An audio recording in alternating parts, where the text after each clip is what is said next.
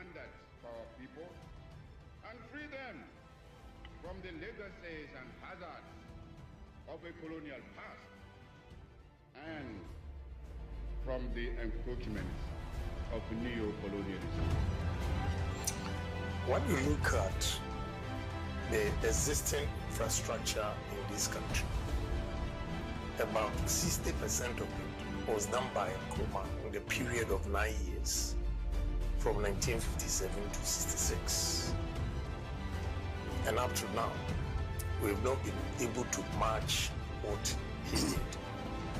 Our enemies are many, and they stand ready to pounce upon and exploit our every weakness. They prey upon our vanities and flatter us in every kind of way. They tell us that this particular person or that particular country has greater or more favorable potentialities than the other.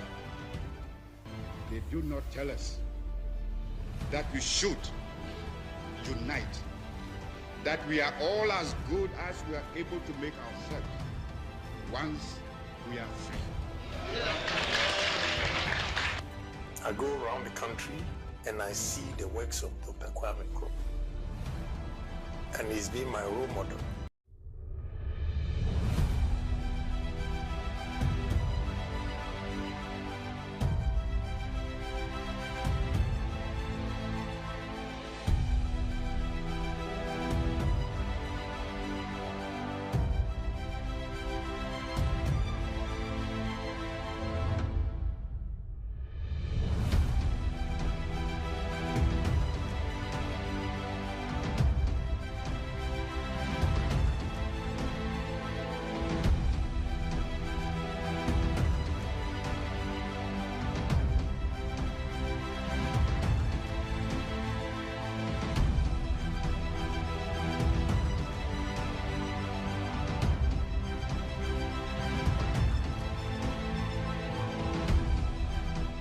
The Chinese president summons all our presidents, and they summon them.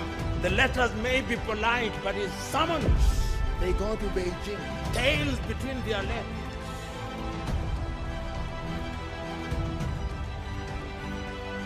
Mr. Speaker, the cocoa farmers, they have reduced producer price, and Erikoboku cannot be found. They don't care about cocoa farmers, and they are here telling us inflation, macroeconomics is ready.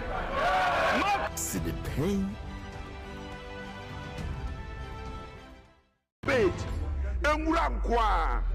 You have done the same propaganda for 15 months. Today, you have been exposed by electricity charges. Electricity Tariffs Act exposing you that you are not doing nothing in government for the last 15 months. You've been exposed by water tariffs, that for the last 15 months you are not doing anything in government. Mr. Speaker, business owners are suffering. They cannot pay electricity tariffs. Mr. Speaker, cocoa farmers are suffering because you are struggling to manage the cocoa sector. Mr. Speaker, this is nothing other than propaganda. Mr. Speaker, your government so far is government by propaganda, of propaganda, with propaganda, and full of garbage. Mr. Speaker, thanks for the opportunity.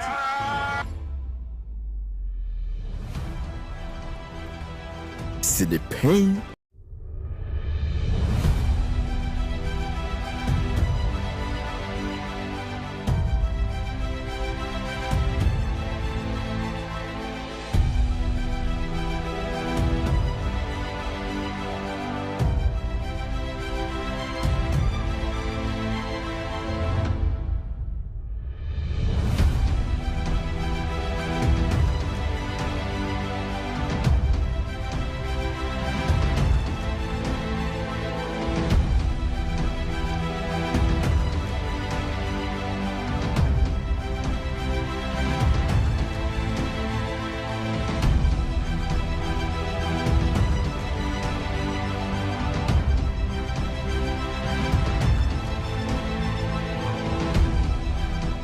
Education is the equalizer, because it is still true that the mind is the standard of a human being.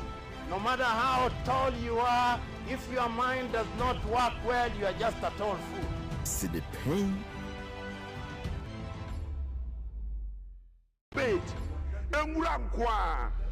You have done the same propaganda for 15 months. Today, you have been exposed by electricity charges. Electricity Tariffs Act exposing you that you are not doing nothing in government for the last 15 months. You've been exposed by water tariffs that for the last 15 months you are not doing anything in government. Mr. Speaker, business owners are suffering. They cannot pay electricity tariffs. Mr. Speaker, cocoa farmers are suffering because you are struggling to manage the cocoa sector. Mr. Speaker, this is nothing other than propaganda. Mr. Speaker, your government so far is government by propaganda, or propaganda with propaganda, and full of garbage. Mr. Speaker, thanks for the opportunity.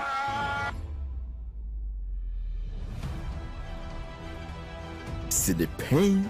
Now when they say, I am not serving only country, I'm serving Ghana, and especially the youth of this country. See the pain. Mr. Speaker, the cocoa farmers, they have reduced producer price, and Erikoboku cannot be found. They don't care about cocoa farmers, and they are here telling us inflation, macroeconomics is ready. See the pain.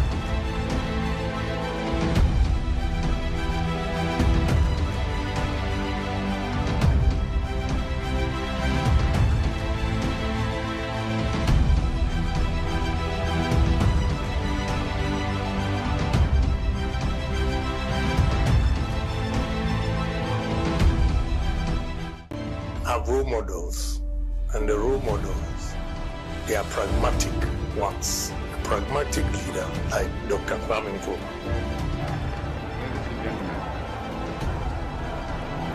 We live in a world of contradictions. These contradictions, however, keep the world going. Let me explain what I mean. Ghana is a small but very dynamic, independent African state. We are trying to reconstruct our economy and to build a new, free and equal society. To do this, we must attain control of our own economic and political destinies. Only thus can we create higher living standards for our people and free them from the legacies and hazards of a colonial past and from the encroachments of neo-colonialism. When you look at the existing infrastructure in this country, about 60% of it was done by Nkrumah in the period of 9 years, from 1957 to 66. And up to now, we have not been able to match what he did. Our enemies are many, and they stand ready to pounce upon and exploit our every weakness. They prey upon our vanities and flatter us in every kind of way. They tell us that this particular person or that particular country has greater or more favorable potentialities than the other. They do not tell us that we should unite, that we are all as good as we are able to make ourselves once we are free. I go around the country and I see the works of Dr. Kwame Nkrumah, and he's been my role model. Wait, you have done the same propaganda for 15 months. Today, you have been exposed by electricity charges.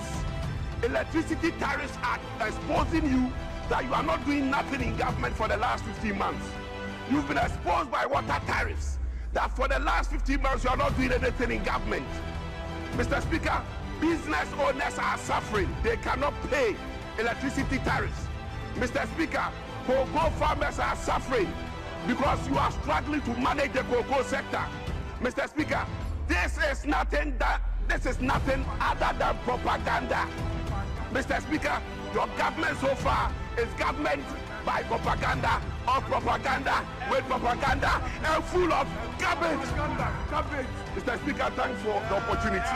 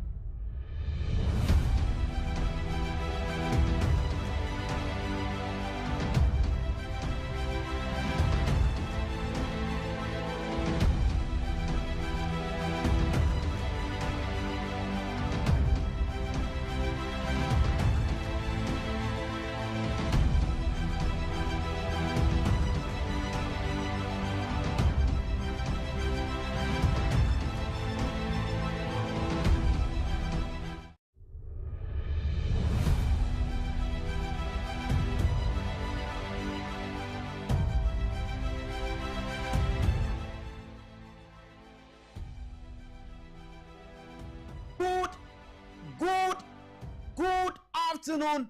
Raise to the power 50,000. Another beautiful afternoon. Today happens to be the 11th day of June 2026. Ebra so say this snippet you know ebra wo. A free sabre kosisa no 9 ebebo an ye de eba. Abusuan koma wo do ayede ba edoso papa.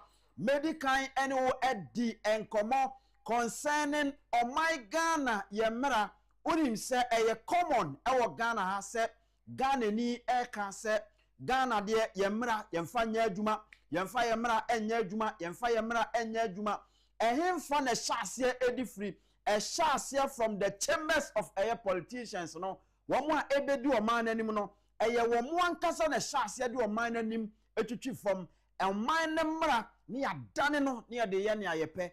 All because you perceive winning political power. Today, I am going to have a conversation with you about a political party. Why not just what the Ghana mra betuchi from? Adia Ghana mra etia kran wobeko swaye.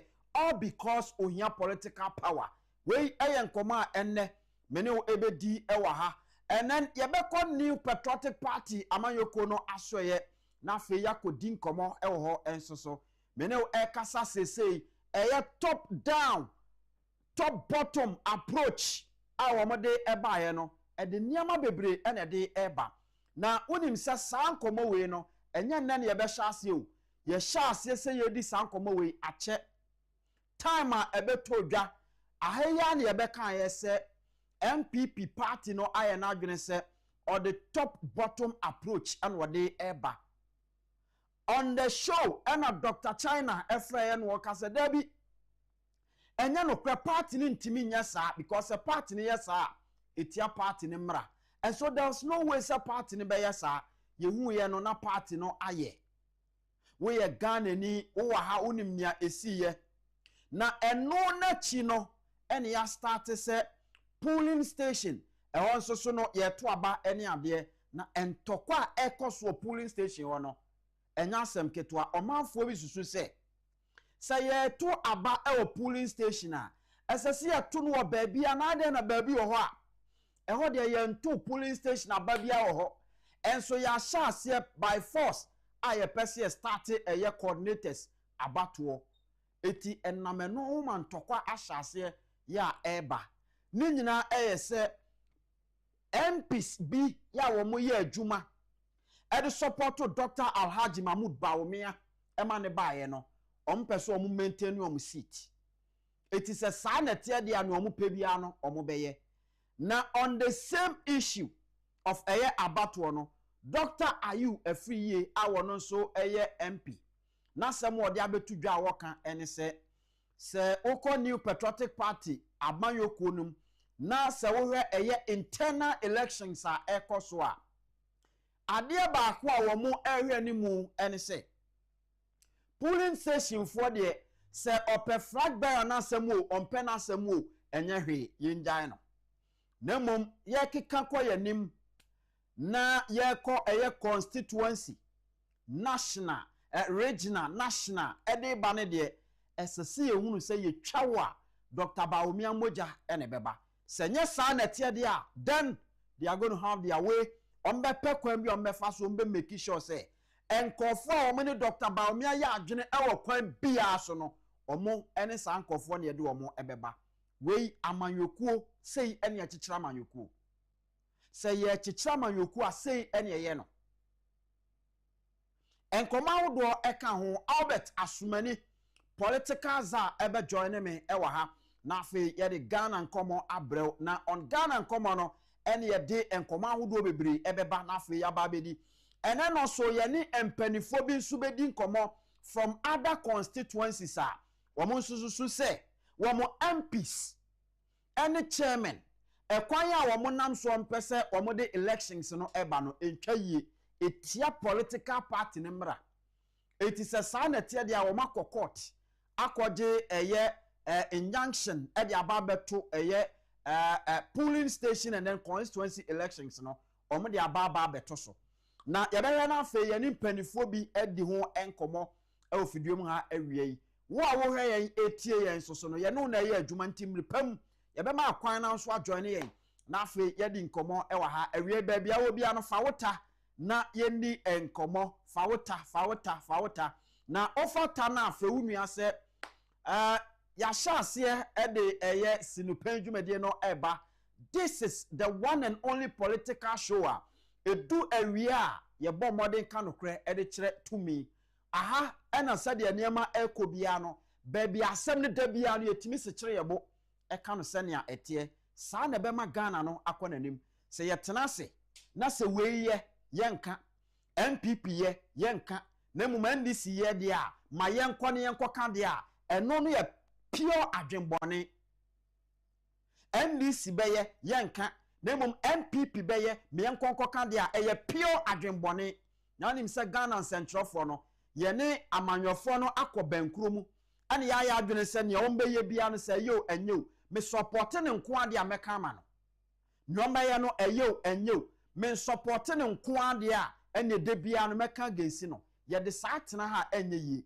but ye no ye nsentrofo a nokra ne ba bia de bia ye ka no se de tie enu nti ene ye de sinipa dwumadie ebre wo no ye fra me Anthony Kofi Inkum Dazi fra me Mr Inkum minimsa wa join yen ewo radio so eye Oman 107.1 we are shaping the nation right from a presidential arena ahana mampani tie etiana ya shase aye kanokre no ede afri sa enso so and wa join yen ewo in Fremantle mu a NAP radio 90.1 the pride of Central ensukutem and yede eba and then of course one and only TV station our Ghana ha yede kanokre eche nipa and so net 2 television beyond the limit and your day eba. Now what joining on Facebook, you can also join us on YouTube. Now fe what shall say and will comment hold on at the aba na yatwaso ako yenim ma memphas dano emma Kingdom Herbal Center edi nupa hudo bebrabe dwama so one aso asene ane yede ebrewo Kingdom Tremendous Capsules so siesie ma ma enso eba emfaso afei Kingdom Ginseng Power Capsules no enso ma mema tumi ema mema ejina yie ema mema confidence level no ekosoro sanso ena Kingdom Garlic Bitters ene ne capsules no eno nso ebeboa January sa wonsa eka bia ebeboa yade bia aka wo nipaduam ebeyi afiri ho afei ewia ebeje adwa wo nipaduanim yade bi ba obepia no atonkyem repemi no obedi Kingdom Herbal Center nupa no enho enkomo ma me na me ho ne yam pick bibi from the Lions mentality ye ba ye to aso ne akoyanim sin no pain ye kano senia etie we are on.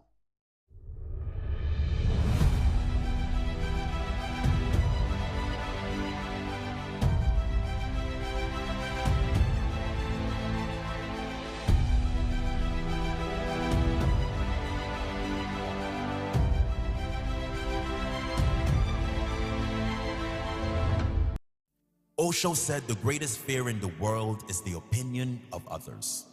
And the moment you're unafraid of the crowd, you are no longer a sheep. You become a lion. A great roar arises in your heart, the roar of freedom. Sheep have no freedom. The sheep live with fear and uncertainty every day. A sheep never leads, a lion never follows. A lion is in complete control of his or her life. The lion does not accept scraps and does not get told what to do or where to go. The lion goes about his business fearlessly and with extreme competence. You will never lead a lion to the slaughterhouse. They will lead you. The lion is the king of the jungle. And it's not because the lion is the biggest. It's not because the lion is the fastest. It's not because the lion is blessed with any great advantage over other animals. It's the mentality of the lion that makes the lion the king of the jungle. What is the lion mentality? Fearless courage. Bravery is a key trait of the lion. The lion will never surrender. The lion will never lie down and die, not even if surrounded by 10 hyenas. The fight is never over until it's over. Maybe you're not surrounded by hyenas. Maybe you're just buried by bills. Maybe you need to stand up for something you believe in that no one around you agrees with. Do not give up. Do not give in. Be fearless in going after what you really want in your life. Maybe you've been at it for years and nothing has worked yet. Maybe you're tired of hunting your goals and seeing no rewards. Do not give up.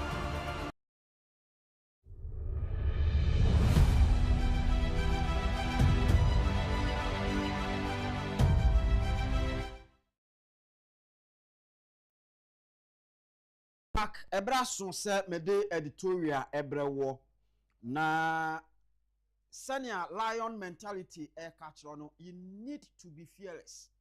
Any kwan se oma enema ebohu ewo manim esese wunya Ghana mu ani daso esese tumi a ebo Ghana ho ban no wunya mu ani daso se so far as a wo ye Ghana ni nko ade sa tumi no ebebo ho ban na mom ne wunya ne sese wo ye no kwaldifo sese wo di no kre yi wo free entro nkontompo entro ketenkete enema enimu menka eti memete wono bibia meka ho asem bia no medi kan ekrew evidence na wahunu se sei enetie ansama hyase aka ho asem na enne no me no ba bedi nkomo about local assemblies elections no enhyehyaya ewo ho ne ntotoya ewo ho nokra ne se okọ emrapon a wo mo ye no 1994 no mu a eno estate no clearly se we a political party a eni kwan se wo de wo ho bata local assembly elections.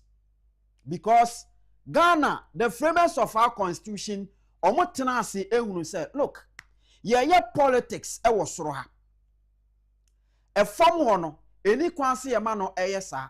Etime no mienu nyina di ho adanse say, assemblyman obi a wo peso be ya assemblyman e wo mpeso bi so no. There's no way say nipa no betimi a mount platform. Ontimi mount platform e wo ba bia. Se me begina platform we so na me ne o manfo akasa da bi. Emra no ehye o kete se esese ukọ efie mu na oni o manfo ebeto abama no edi nkomo. In fact, the reason tiete sa no ene se esese wo mo ebeto aba no ama no eye nkofo a wo munimu. Eni kwanse wo mo ebeye nkofo a wo munimu through a certain political party. But esese wo mo hunu se sa nipa we ye nipa yen no ene te ha. Sa nipa we eye nipa yen no ene hwibomu. Sa nipa we yenim ni fie bibia ne a directly ye betimi akọ ne ho na afa yen no akodi ho enkomo.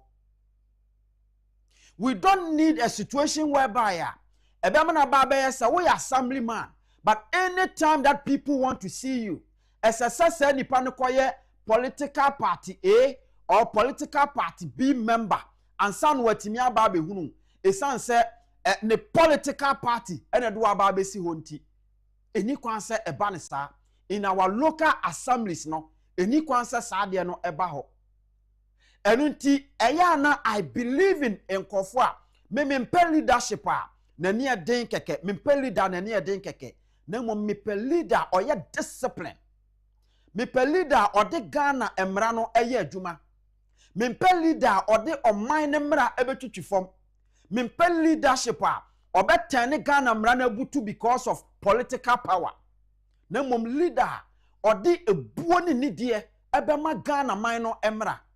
Ananri His Excellency John Dramani Mahama eko UK memu eko kire Ghana fo nyina se look ensuo na eto wo Ghana ha no nyina no eye indiscipline ena ma saade no akọ ensuo a eflade e wo Ghana ha nyina no eye indiscipline and truly minu mienu nyina di ho adanse ye hunu enipa wodo a ensuo eto na wo makofo mumura etugum emaka ho emema eka ho. Yes, a purely indiscipline. Sabe, ye timemu te sadi ya dwene enye adwuma. Ya butu omane mra enne nea ye pe ane ye enye nea mane mra ehye yense yenye. Ananwa His Excellency Barack Obama, America man pani eba Ghana ha. Ya woni Ghana fo nyina edi nkomo no. Asamo oka ene say, look, Ghana man we no, we don't need strong politicians, but nya ye here say ye benya strong institutions. Institutions say what Ghana ha nyina no ye de ye mra pon ene ye de ema wo mo eba. It is a ye mu ye mra na, it means therefore that enya de ye de obuo ebema ye ankasa ye institutions no. Eti media eyana me penkofo a wo mo ewo gidie ewo Ghana constitution nim na de bia ya na ye ka se oman ne mra enya adwuma oman no emra nya adwuma wom ene ade nyina no ye betimi ebedrum pempenso bi a sa asem no ye nka biem na subambone subantantan a ye de nam Ghana ha all because of our parochial interest, all because of our personal interest, all because of nya yen ya hwehwadi ani sika ye pese ye bewie anti na ye dane Ghana mra abutu ne aye ne se ne ayepe enye eni kwanse eba ne sa. Now monikan emame Ghana constitution no monfa ento mame article 248 article 248 Samon Sakan no a monikan fan to so mame na yehwe senia emra no eka aw mama mani age ade na bia so no eti article 248 or say political parties and candidate for election to local government units. Eti eno ena edaso kama. 1.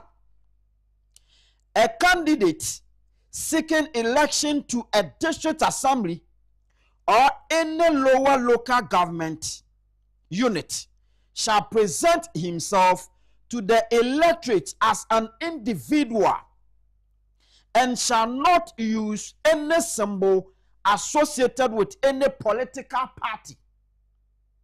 Eno ye die di kan. Je to so mienu 2. A political party shall not endorse, sponsor, offer a platform to, or in any way campaign for or against a candidate seeking election to a district assembly or any lower local government unit. Eti eno ene daso no de di kan no ose se wo ya wadwene se opese udi assemblyman ewo Ghana ha ese se wo de Ghana constitution no emra no na wo de ye adwuma eni kwan se wo ya wadwene se wo de wo ye smarter than any other person in this country. Enti wo de okofa political party bi ahyenso de political party bi ebe mount platform e de amount ukwa afiafie mu na anu mu di nkoma na ka tro me se ena me kra de MPP tamachi me de NDC tamachi eti sa wo to aba mame a ebeboa according to Ghana's constitution sa niam ni nyina no nyansa enim eye enyenyan sam eya ne yetai kan sam bi se enyamransam ye twani tiawa de tia ne se eniama enyinyan Ghana emra ade bia wo ya wunim se ene Ghana mra no enko na ogusu a wo ye no eno eye enyamransam enyinyan Ghana emra enyinyan Ghana mbra eye sanete. Now give me a video of honorable Titus is it Titus Glover fanotoso emame fatoso mame na mintie ne nkoma odiye na fe mini nkomo fatoso. We've realized that the party is not taking assembly elections seriously. And for us to win 2028, the assembly elections should be a litmus test for us. So, by the grace of God, if we're able to see through the national leadership, the regional leadership, and the constituency, we'll begin a search to identify winnable candidates in the assembly elections.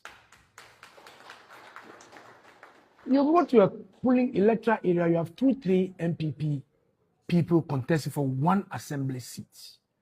And this is the time that where we need to engage and let people know that, look, if it is Cozy who can win the seat for us, let us all throw our weight behind Cozy and let it go. And we need to make conscious effort. We did that in 2016. We won majority of the assembly seats. And I think that is something that can really help us. Mr. President, your victory will be hinged also on discipline. For some time now, the indiscipline in this party is becoming a problem. And we need to work so hard and let discipline be part of whatever we wanted to do. We've realized. Welcome back. This is the man. I'm saying, Wabeye Greater Accra Regional Minister Pein. Now, Wasansu at the MP Pein. And this man doesn't even read and understand the laws of Ghana. Until Minor Emrase, he's seeking to become a national organizer of the new patriotic party. Look, me, Makatra said, I support leadership. So we support to said DN. Now we ye bibi ne tia o man emra. Obetimi aho ani maka no kra kire. Papa ne ka so kan ni na na ebrofo. O say His Excellency unim san komo we no na ote His Excellency the former president, now the flag bearer of the new patriotic party, Dr. Alhaji Mahmoud Bawumia otinanim ena no oka sa asem we e de kire no. Na Dr. Bawumia as former vice president who is also seeking to lead this nation. When Timian can't run his abrantia, Adiana Okikeka no, ye party in Timinia Sadiano. Because Ghana my emra etia Sadiano, etieni kwan krasi ye Timi Edi Wonkomo, na sa video we no. Eye ono ankasa ne nkofo ene twae no de sende me. Ono ane nkofo a odi omudi nachi. Ene ne call Dr. Baumia fie, ene omu twa sa video we e de sende me say, bra, Gineti. Na semwa oka nyina ne say, ono Titus Glover no, he has realized say MPP as a political party. District assembly elections, they are not taking it serious. Enti edru baby krabe hunu nipa be miensa a omu nyina e contested to become assemblymen na sankofo no omo eye omu nyina belonging to MPP. Enti party no ade na Ghana mra se eni kwan se party bi ade no for sankofo no or say or no as so be organizer, he is going to make sure say or no Titus Glover any Dr. Alhaji Mahmoud Baumia mbeka bom na fe o ma sponsor assembly election or assembly candidate on be sponsor wo mo because 2024 who say party no enteki sa niam no serious enunti ena ama wo mo kɔ abato so no ma di ntwo ene sa niam no eto mba be make sure say baby o mbehunu se bia enipa be miensa mienu a omu nyina eye sympathizers of MPP a omu ko into elections no to become assemblymen no they will sit down with those people na fe womo timi am make sure say baako ebetimi akọ na abufuo ne ntawantawa ambem and then osanso ekan eto aso kan say His Excellency Dr. Alhaji Mahmoud Baumia se obetimi adinkunim in 2028 SSS sa abato no ye fa serious eti eno ho nkomo en wode kwotena Baumia nim and Dr. Baumia entimi anka ankyere ne say look sa de na wo ka no omra no etia ohun the reason tia honorable Kencity Agyapong eya na omanfo bi a wo MPP party nim etu bombi di na hyemu say honorable Ken ewa akoma honorable Ken ewa akoma eti ontimi lead party no ebinie because mama kan no krenkyerɛ honorable Kencity Agyapong sa asem we a wo ontimi ntina nanim enka nkyerɛ ne say because we want political power we are going to do this honorable Ken nim say sa de we no etia oman ne mra oma won lande kra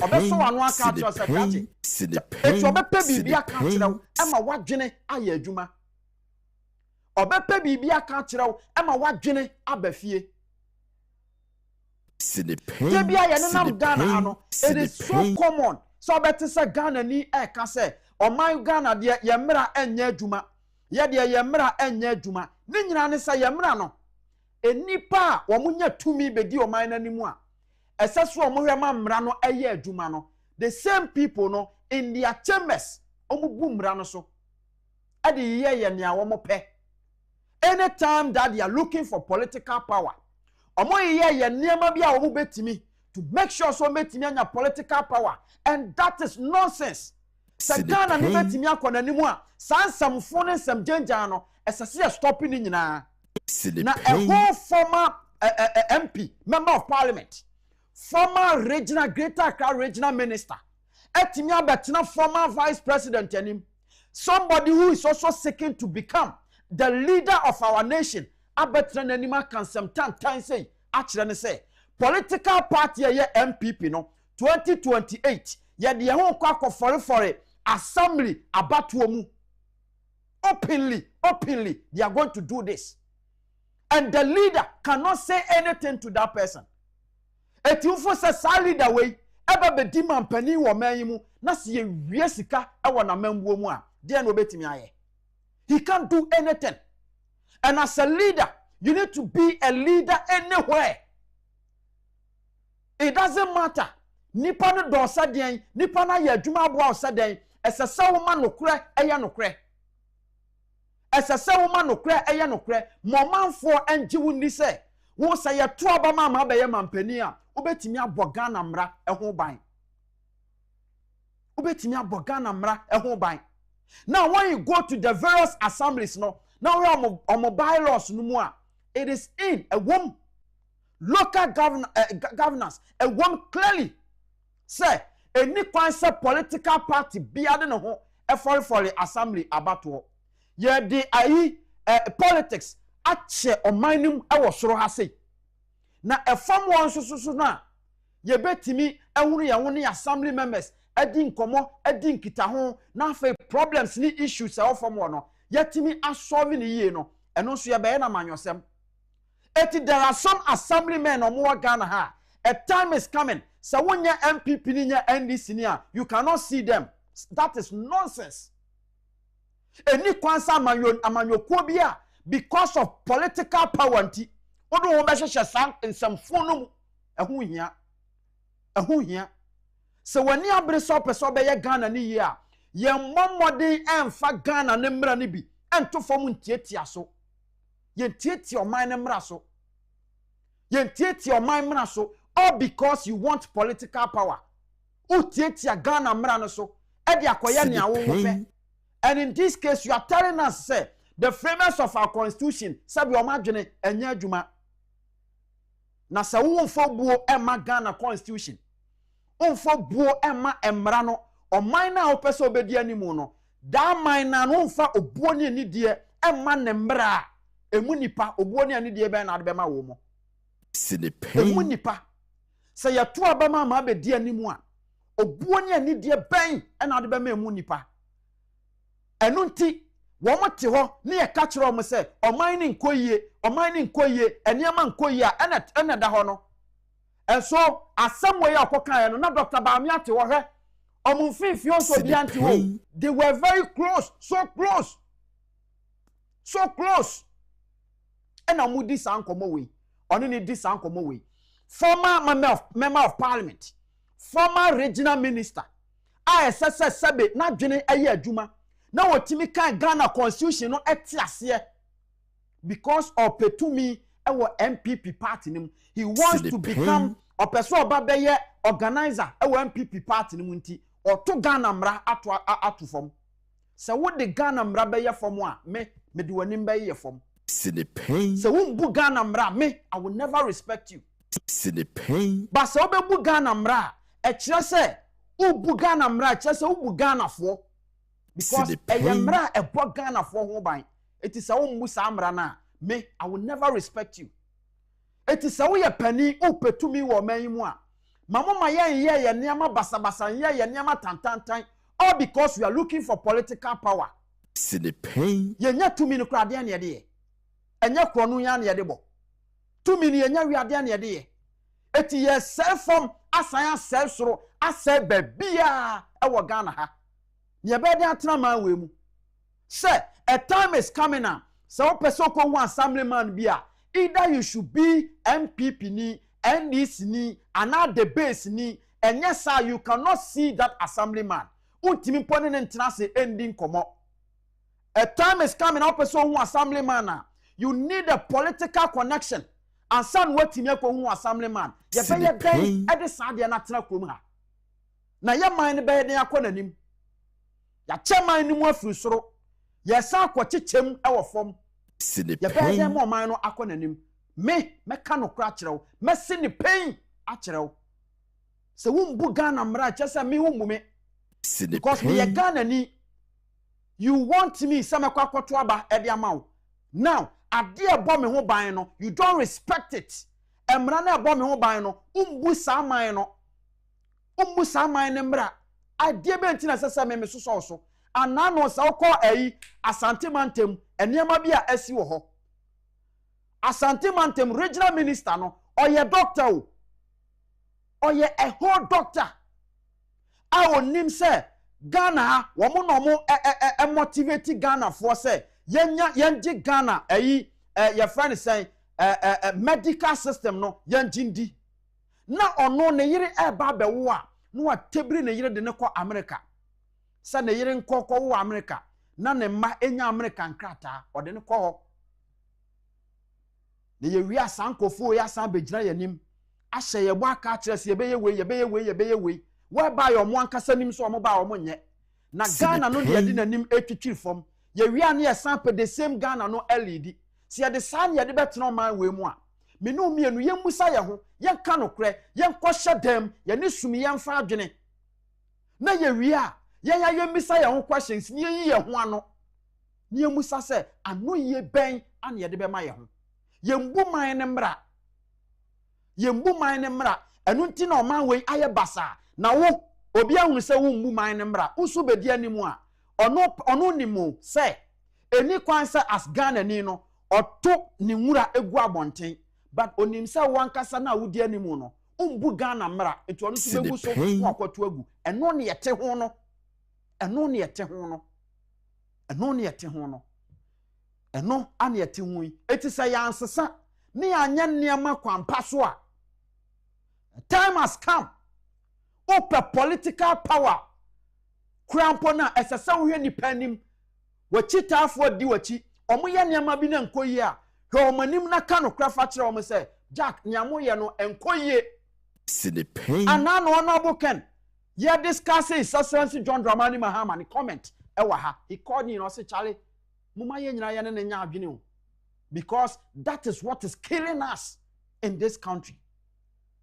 O my mra yamfa nya adwuma enu nti na just galamse e ya de ketua bi yentimi nto ase ya bre wo man mu saa yentimi nto galamse ase e ya de kiti bi yentimi nto ase e na ye bre because yen panifo na ye di man anim no yemfa man ne mra no anya adwuma yembu mra ade a Ghana mra ka kira nsema yenye no eno ne ye beye because ye hunu say ye kutatumi kakra ene ye dete ha eno ne Ghana ya ye womi eno ne Ghana ya ye womi na afo se America fo na akyekye mo man na ye ye UK fo akyekye mo man na ye ye Germany for any other nations a omo develop no so omo nso ekeka omo mra fom se ne ayeye wa ha na anko metimi aduru ba bi omo aduru no because a wo pani kandini no wo mbu man ne mra me am di wachi mi sumi mbu mra ne da ne ye namu ne ye ko and so we are creating a country full of chaos and ye denam ye mumra ye be de akoyanim mame na me homra na me ne Albert Asumani political za ending komo e wa ase no pain ye ka no senia ete we are on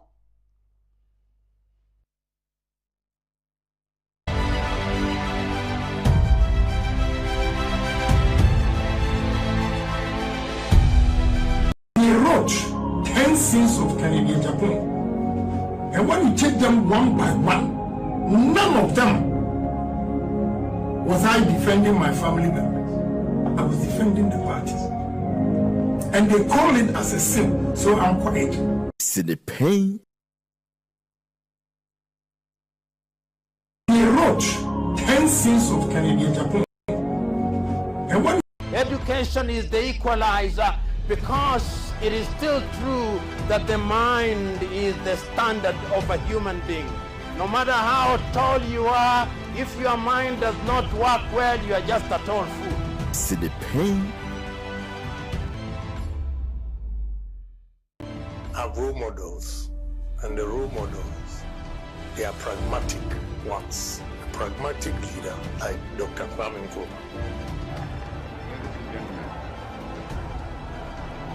We live in a world of contradictions. These contradictions, however, keep the world going.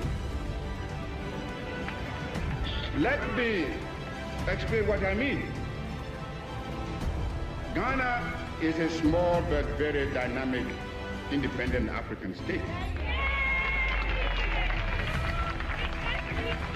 We are trying to reconstruct our economy and to build a new, free and equal society. To do this, we must attain control of our own economic and political destinies. Only thus can we create higher living standards for our people and free them from the legacies and hazards of a colonial past and from the encroachment of neo-colonialism.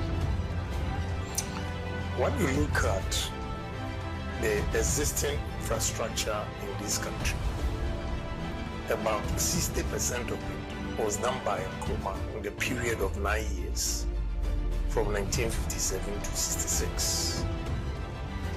And up to now, we've not been able to match what he did. Our enemies are many, and they stand ready to pounce upon and exploit our every weakness. They prey upon our vanities and flatter us in every kind of way.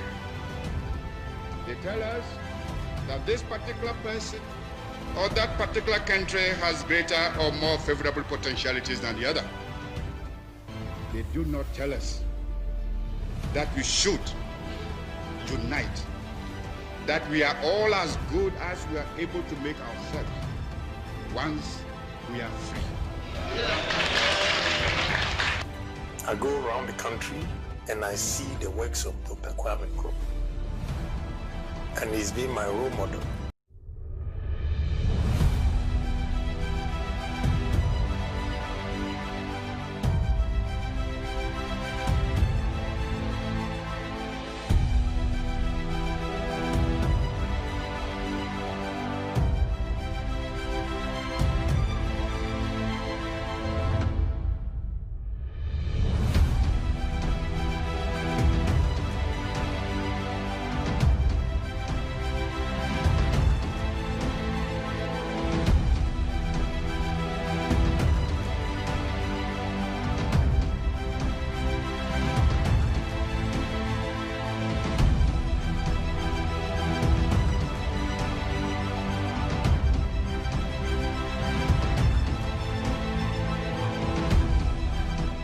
The Chinese president summons all our presidents, and they summon them.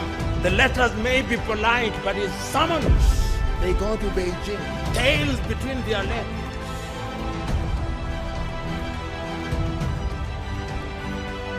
Mr. Speaker, the cocoa farmers, they have reduced producer price, and Erikoboku cannot be found.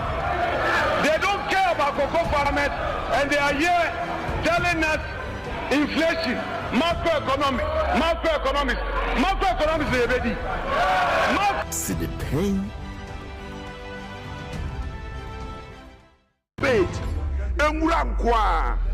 You have done the same propaganda for 15 months. Today, you have been exposed by electricity charges.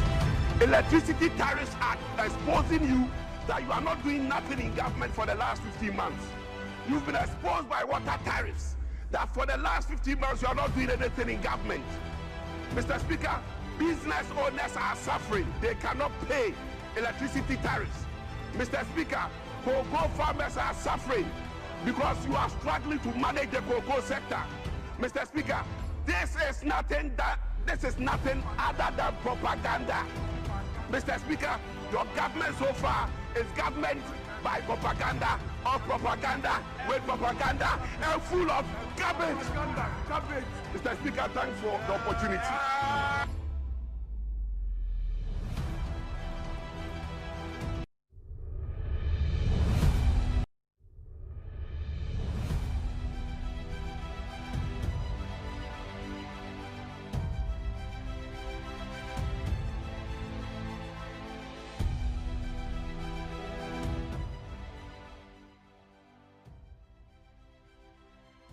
Welcome back. Ebra so say yesin konwa na edi nkomo e odwumadie so sinipe dwumadie nie aha na ye ka nokre e kire tumi se de etie pepepe because tumi eye nea etene a ye nea yaka ye di na chi nyina so no be ye de etene pepepe ne ye de kwayanim na mom se tumi so obegubu mra so a nea wodi animu no anande odi akire no osua de odi animu enante Albert Asumani politicals a adjoine ya ye babedi enkomo enso ewodwumadie eso na emrepem yebema kwan na wa wutie ehwe enso no wabem na afi odu anu abeto enkomodie nim but in the meantime obetimi akọ eye YouTube na wahase asene o messages e de aba sabato wiafe ewofie yebeje bre ne akenkan ni nyina enso ewo ho Your friend Mr. Inkum Albert Asumani political czar atenase ya yebedi nkomo opani boko de Mr. Inkum boko na so e Nyankopon adom ne mpaebo nti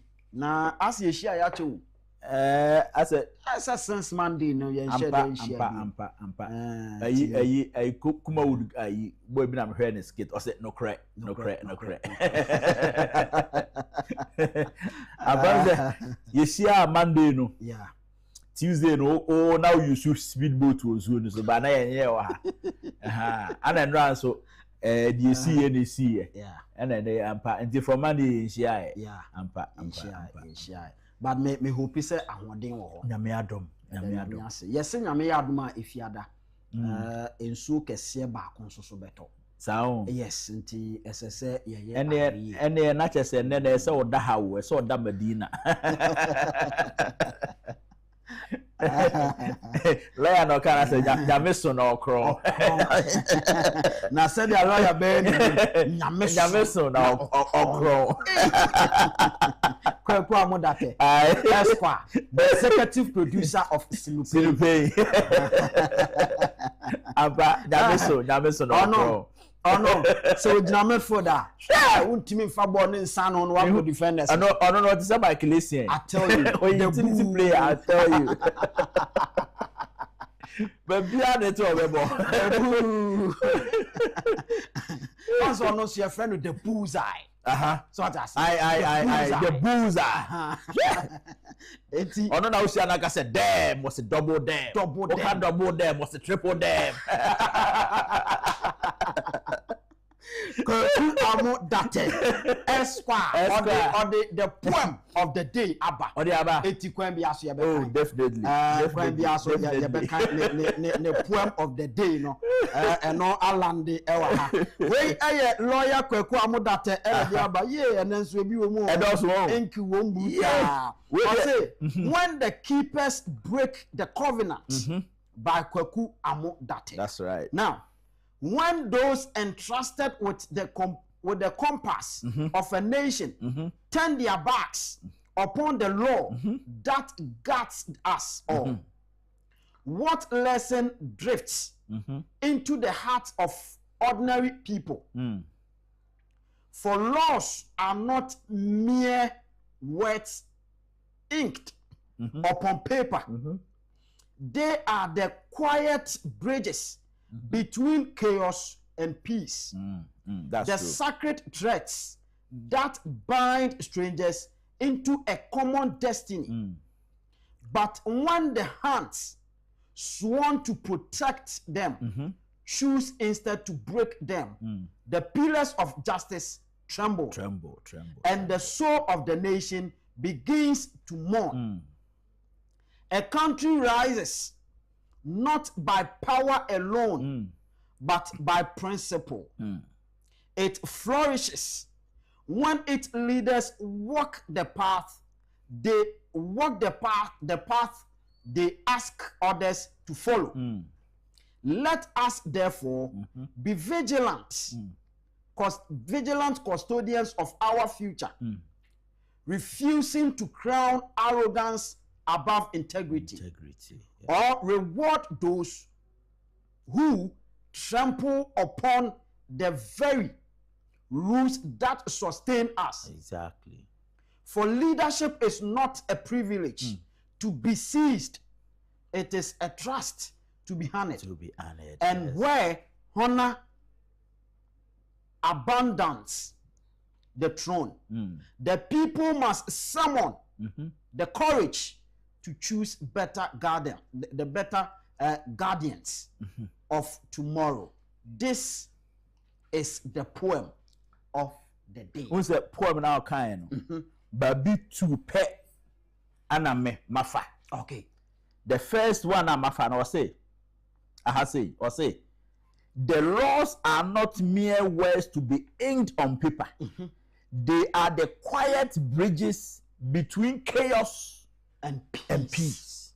They be our and they say and the whole and the whole and that's how can intimidate and man pet and no and they the mediator And the last paragraph now, okay, so outside come and be man come pay. The last one. The last paragraph. Now, I say, the people no, start from end. Okay, they start from the people. The people. The people. Okay. The people must summon the courage to choose better guardians of tomorrow. You must summon the courage to choose better guardians of what? Tomorrow. Of tomorrow. So we are gonna need another bibia or maybe I'll find out. It's a set timem for no. Mumma makoko yedu. Na munya akukudro. Na mu choose better guardians of tomorrow. Inti unjai mo bia nye betimi amae ahobambo papa ochinano. All the things we are doing and we are saying and we are doing this one is going here, this one is coming here. No? And you that chinchirima. That's it. Inti ene, if we don't do the right thing, posterity will judge us. I know. It's the lawyer sermon. No. Or the niyama ebumba. Niyama. Se kweku amodate no. Obi Ghana ban America ban. America mampani amene chinchin kwa hakoye adwuma ene no ne nam Botswana echina no ne nam South Korea ne ne kwa Ghana o say o se me besom Ghana me ne nam no hia Chinese ni bi wo East Legon o huaza ni hama na Chinese wa kasa na la say chonga ngapia say ene chese Chinese lawyer kan no yes sanya enye brofo nkwa o lawyer o ti Chinese lawyer kasa wo do ana ne nafufuo bebre so Korea It just say, or not him say, this year, or that you are just America banding papa. Or better now, America banding the or some some guy. So, by the builder in chief in Swabe. Yeah. Now, Mr. Who said that school be frame, university be, or a professor be, or a dean of a faculty of one of the universities. Meaning the permission to mean to money. That's it. Now, also, when you accept of the builder in chief akai it's damia do Monday opesa obaha na obeto 12 copies edema some lecturers won faculty won now Sunday yaka no egu library wow na omo kan nice it all can am say prof book ni there makana say he is seeing beyond even the book. The book no eye ade a bie nani e wo kwan bebre hu especially so tenase onye obi of politics na me person e body din say ohwe or follow honorable Agyapong from time we were politics active politics ba be MP the year 2000 ebesi ene o say the man has been consistently consistent na book no so kire niema bebre wo into ba beto books na ma other lecturers are the be train omo na wa students ni so akan bi na ubewie either a communication or marketing or a political science or whatever you came to learn ubewie no once a book wey extra degree out the coffee it gives you the practical insight of life. No manual, no model, no course in the university will give you what the builder in chief is giving you. A very good book. Now on that note, my memphis da Emma Kingdom Herbal Center. Kingdom Herbal Center edi nupa hodo bebre na ba adwaman so. Kingdom Tremendous Capsules no madia. Se wo your ba bo modern se won sabeka bi woni enka eto nkwanta obepai. Woni afichiri komu ya wo to nkwanta obepai. Afei woni akatoa enso to nkwanta obepai. Oba obegina wo nan so yie. In fact, oba beye obesima na obeye oba emmema bedi ho adanse ehunu sampa se yeka emma pa de awo udamufua afei se wo ye be man so a uhia se ubetimi agina onamon so especially in sutobere yimu no se be ma wanka ntimi yi pa wanhwa obedwane na mom se wugina mema nyina nim ne de bomodin se ubetimi agina yie no wate anim ebema esese won kwamwa eye papa bema esese utadwem ye din bema esese ututu a ekumaboa eni kwan se de bia wo de obeye adwuma to agusa ma wadwuma so mra mfaso afi ye wo Kingdom garlic bitters and the capsules no hey yen na yen nim ade a garlic etimi ye body pedwem bibi hunu oba bia garlic onom no continuously pa na yira ne ko na se dro yi adru a nipa dasani wo ye oba wo ye bema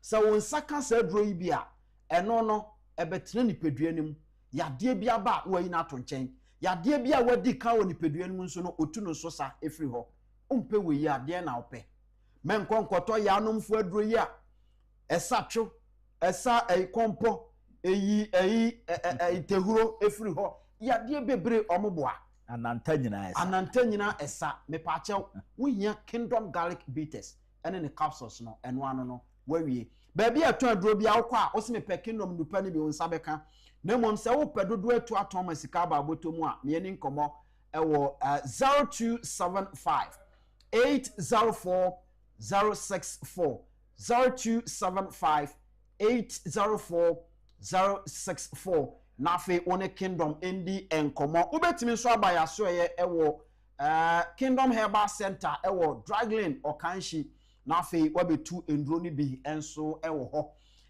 abusua enkomo awodo ayede eba enne no eye new patriotic party amanyoko no se ukom nafe ohwe eniema ekoso concerning eye bottom up ana bottom down approach omde baaye no eniema akofade ba na nyasem ketwa na okọ eyi asante achem na wohwe entokwa asiwo ho because of your friend is saying electoral area and polling station about 20 entokwa asiwo ho no moma ye hwe entokwa ni bi na afi ye nyina ni entokwa no ebeba wo TV no so na afi wahwe eti ene ho no we eye cheche biase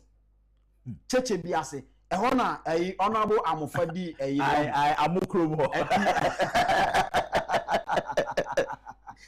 eti we ye cheche biase ewa asante achem na de hwedie besi ewo ho so ehunu yes so ehunu kai opai kwabrani ani eti nya ekosumie eti se wotenkra hana wo se MPP party ne mu adwa ye da se kai what you now say top bottom and now top down approach no and fans so asuboni bi ambaya ya da wase o de onkwa na oni ya wo we ofosun cancer ne ho no ofosun cancer asante achim central yes asante achim central no ye pokwa brand all because you say polling station elections no omunye wie but ye peja ko baby fufura ko ye baby fufura de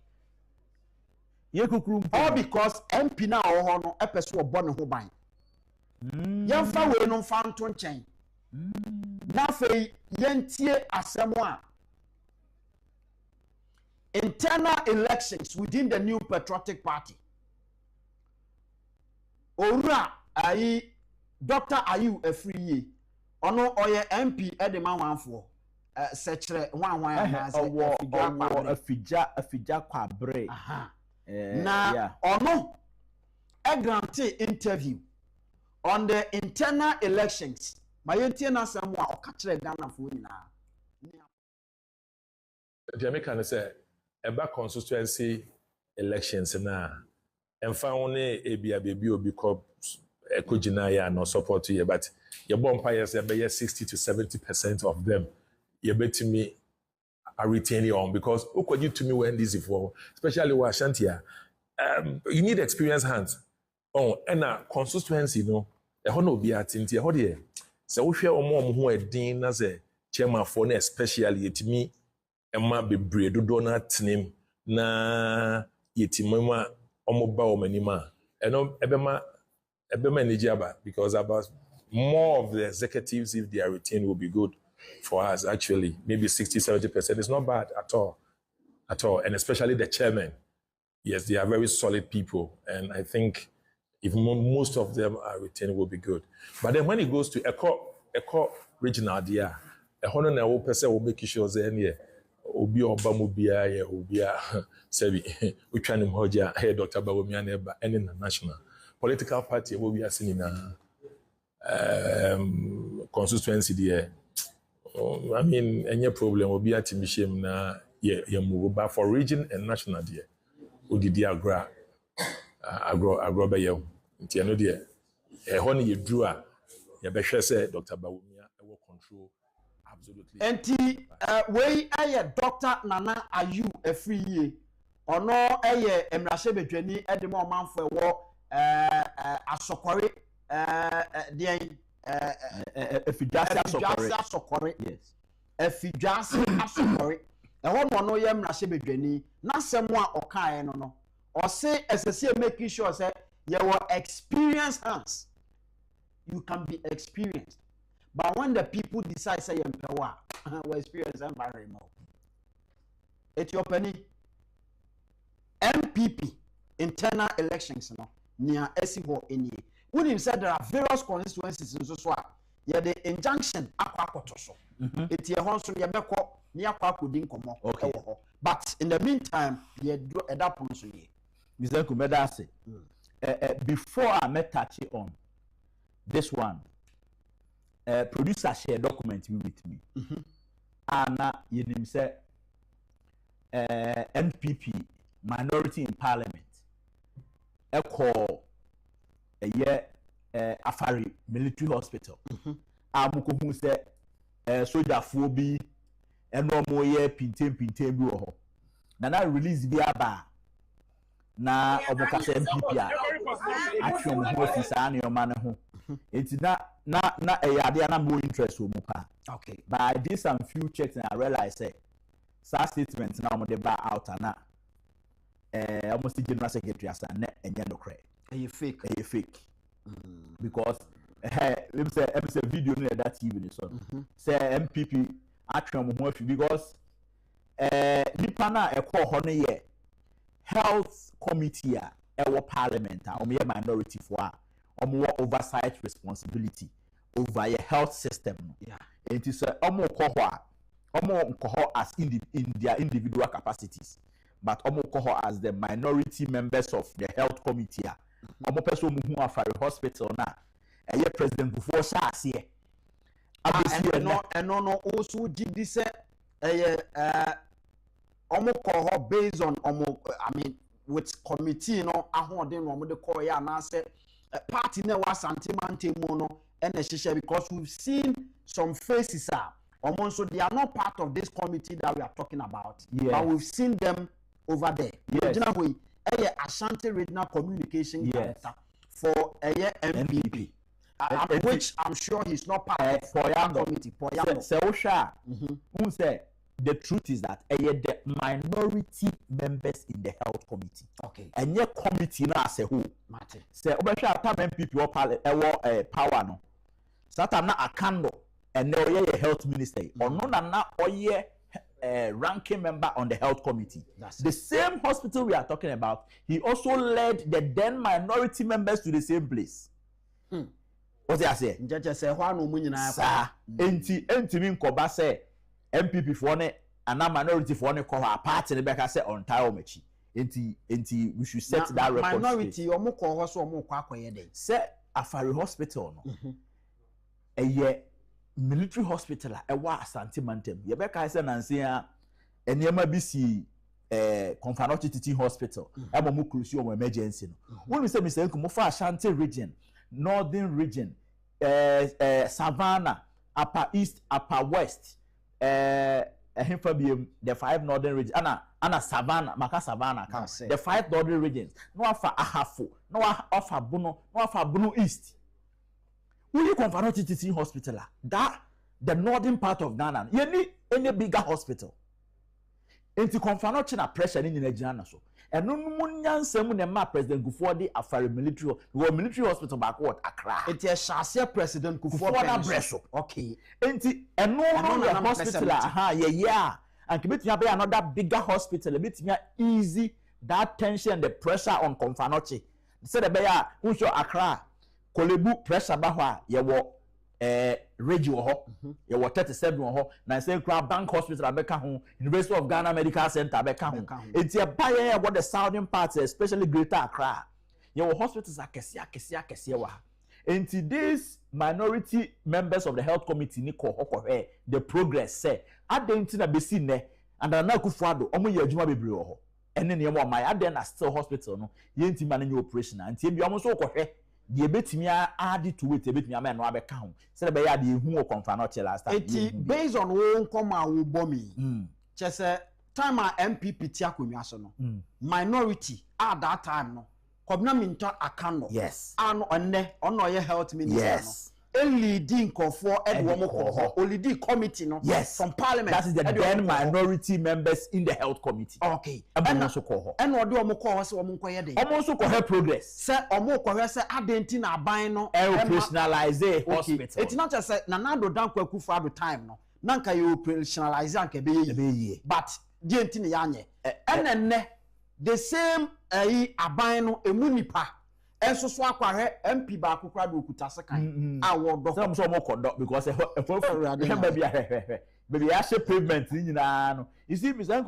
Enema we na say ehwe ne ye de enema we ya politics okoma for far serious you see there be yama politics no sometimes who bie wa no awan hwa be kan say bi ni kwanse wo kan because ye share sadie we yase ewo mampani dada John Agyapong kufo pen so no start yes na do danko akufo-addo ni MPP abedi 8 years mantimi a operate eni kwan da kwa se mutimi enya no humpo ko ho there be say Mr. Nkum they are there akoye ne say sesia no this is the regional tension abem ana you see me the reason why that tension wom enti no mampani dada kufo ma o de ba of course until I make say sesia na say enjoy sa politicization of sa nyoma we a ye be ne say adena momo ba mo anye adena we you see we have to yes so we have to truncate that nonsense in quote at a point go ahead ne hu say bebe yadru no yentumi mfa enipa nkwa ne nipa yare enye politics because ye ya ne sa bedu mrebi no ye behu say ye nyina no ya bi e ho abro so be hwa University of Ghana Medical Center. It was built under John Dramani Mahama 1. Me catch us a time of COVID by na akufo-addo aban mu mpanimfo no dodo na na kwaji ayaresa e was our hospital ho including Matthew Opoku Prempeh the then energy minister what I say enti se dru ba bi a moma ye nhwe how ye betumi aboa na yam share politicians na chikutu pa say eye me party na wo so anase me party na wo opposition ti no hospital we ye na ye sha ase ade na munwie ade na moso ba ye manye ye be ni sa na John Mahama twam na another party aba me kai said the same affair hospital yeah Captain Smart ene ne nkofo ko hokutwitwa videos ni ade nyina ede bae what happened to him? So what happened to him? You see, Satan na sa MPC and normal kwa omo ekuta sekan omo kodo hoyi. Hwe ntiche se wo opposition dia. Afen na ohun say na sa niam bi wo ha. You see, one thing nwa opposition is oba opposition. Na what the ordinary Ghanaian na say. E common bre. Wo opposition na what the ordinary Ghanaian na say ehu de boa Ghana. Ehu de senkiye betumi aboa Ghana than say war power because you know why? When you are in opposition, your responsibility is only keep government in check. Whether you bet you are whether you be kwan, you be isuo, you be kwan, enya wasem. Until you have enough time to criticize. But when you are in power, there's a lot of pressure on you. And until say omu nyina mu sua ade omu say sa na ma we no, we can't politicize it for a long time. Ye njai wo baby. Na ye make sure say ya ye. Because Mr. Nkum dan na meti ana make sure say His Excellency John Dramani Mahama essay agenda 111 hospitals in 111 constituency districts. It doesn't make sense. But he's building 260 24-hour markets. I know there it makes sense. I mean oje ho a wonte ase. What unim says he starting project be in mass quantity enye and the pressure baba so. And then now they also person 260. I say time Mahama your friend is saying day school. Yes. Community day schools, yeah. MPP cassette here. Of course. Nanado danko akufo-addo nso betena be mu hu say no, we need more hospitals than we even think. Oye we no. MDC for nso John Mahama eka wo no omote ho no mo nso ekasetia because all sham say enne ade na no eye na nkese so ba ya woto aso no wayi agu nchen say okofa 24-hour economy market e de aba no nso ekofa asemfofo de aba unu say sa community day schools eno so tama ye really free SHS na boy pa nti ade nti ne yetsa ema enumu be nu kra no MPP hu say ba bia ko CSC no it doesn't qualify to be a community day school because near CSC be say some away from like some miles from the community yeah enti nkwara to me nante enko school enti sare ya ye enti na akufo-addo kra build dormitories attach those schools boarding schools eti nya no kwanso ano no wo de me shambo se mu MPP ni NDC no ye betum okay 2020 ye betum what can say ma me zoom into a video ya oboy no ansana obeba so no ma me mfa bibi fofo nsan ka ho okay na bra ne ndi nkomo why na me ko ofuase ayirebi abato mpeso ano so na ehon so manya ne ntie se internal elections are ekoso within the New Patriotic Party no enipa bi ehu ne se enkoye as a bukata kwan so ena through omo MP eni nipa bi ehya ase a omo ye nti omo makwan ma ne nkoso etimene o ekasa sese no omo akokofo high court akoje injunction e de ababeto eye internal election so ewo ofuase ayirebi constituency ni ayen yate no na Ejay Samuel Donko, popularly known as Rabbi eye organizer edema the New Patriotic Party amayuko no ewo ofuase ayirebi abato mpeso ano so o wa homa no so ayene no edi nkomo Rabbi say wotemenka ma me mo aha emo akwa ababoko de meni amejo so mpacha me ho ye pa yeda nyankopon ase de di kan no eye no kre say wona wo ye organizer edema New Patriotic Party ne fa ewo ofuase ayirebi abato mpeso ano so mpacha no kre pa me na me constituency organizer na yasanya ntia se wonam kwan bi so akwaje injunction e de ababa beto internal polling station elections na so se o ma ne nkoso di asem na asie yo me da se me fa konya so machia wa hwefo na enza no kre party ne de e da yakoma so inti me constituency me third year mu na me we makosa 3 times emu na me we na enza ba se ye beto polling station election no omo the guidelines every national ebai a general secretary in sasasi say eno na yen hweso na mo party no polling station e beto no ho ban enti ye sha ase no emra no ba bi kire se wonim so obekọ contest a men ko committee ne so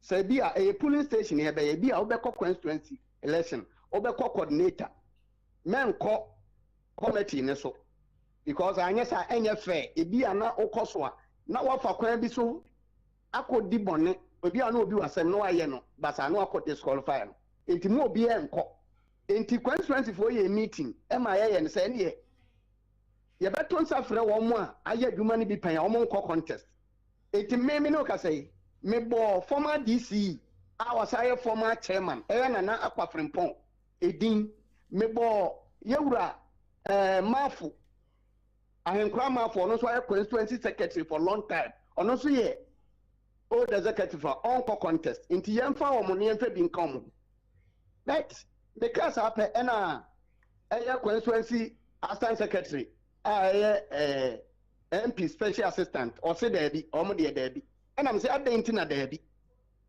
na che say what the omo planning no ma ye enti me de man tewe me ho na omo first e meeting or MP office and am coin ti me coin no na electoral area coordinators bebre wo ho a che say omo nkyerechire na mbiza say na we mu na omo say omo ba committee no omo na ebe committee na mpa na mra na de gade ade no say tia omo ana omo nko biem ana omo say o say obi ho no ma ofiri bontodi ase a ye de na ba fon ase enti obetimi aye na mse sa na mra na kan say mra na nkasa ade amonye omo amuya ena ja omo yusu omo ema omo ye committee e disqualify enipa e ko 200 The nipa no disqualify the area me yakura ma me call court no.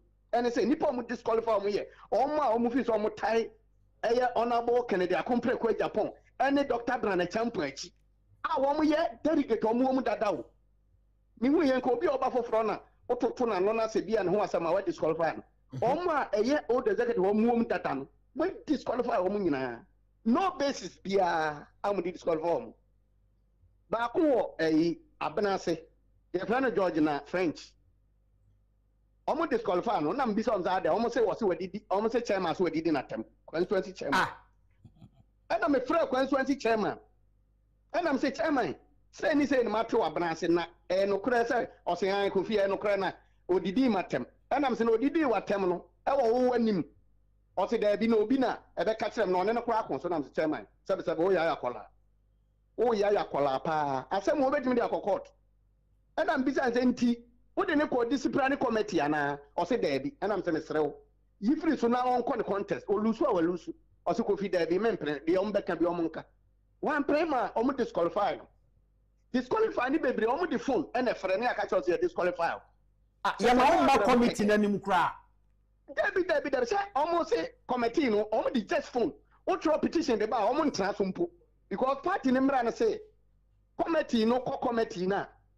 Na mo koye vet ni wi a na so mo disqualify obi a o mo de letter na bebra ye constituency in committee no na ya tena so bi a na mano na ya hwe na ya settle but o ma anya ne sa e free say ye you ya kwa constituency meeting ya nko bi da o ma me nko bi o ma secretary assistant secretary any committee no na o mo ye o maduma akopim to o mo wi enti ebra ba sa na do letter area coordinator say no o ma ko fa forms.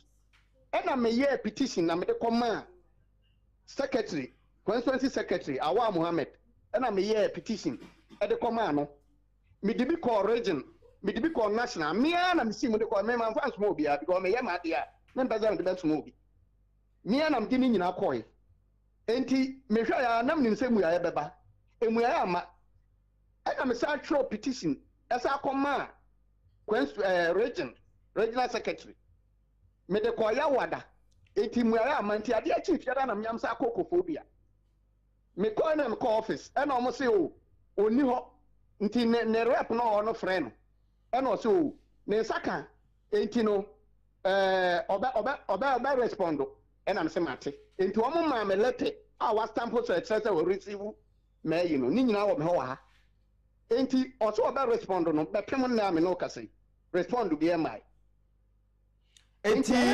eti na chere se wo hwe ekwan a ye nam so a ye disqualify enkofo ene enwo anu ye na eba na entwa yie enu nti na wo trotro ma mpanifo se nka obenya ho eyi ano ba still a won san kan yi ano bia eti na court sa pepe eti se a wa court a wa kwaje injunction e dia beto so no se party no ekọ nanim no obufa so na wokoso a eye elections na dia biem na be oh say na make say see idea ama national nim region nim constituency nim enti say o man tu ho anamon a na na bia o ma asema efi say sade ba na ka no amu ya say o mo tenkan ya na ete constituency ha na Rabbi me ba waka asem bi say enipa hodo a ye disqualify wo mu nyina within the constituency no omo ye nkofo ahodo a ayese no omo ye honorable Ken ohina Agyapong